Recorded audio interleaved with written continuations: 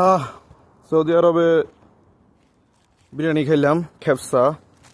রুমে খেফসা খাওয়ার পরে এটা ছিল খাসির গোস্ত দিয়ে খাইছিলাম। পরে হাড্ডি হুড্ডি এগুলারে বল দিয়ে বলে আর কি, দেশে বল দিয়ে ফালাইতে যাইয়া দেখলাম যে একটা বিড়াল আসছে।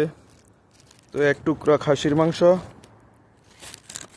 আর কিছু খেপসা চাউল নিয়ে বিড়ালটারে খুঁজতে যাইতেছি, দেখি পাই কিনা। মানে বিড়ালটা আসছিল খাওয়ার জন্য, তো এখানে তার বাইরে ফালানোর নিয়ম নাই, ডামে ফালাই দিছি। এখন বিড়াল খুঁজতে আইছি খানা লইয়া। বিড়ালটা গেল কই, এটা তো পাইতেছি না। পর্যন্ত বিলে পাইছি, ওই দেখেন বিল্লু।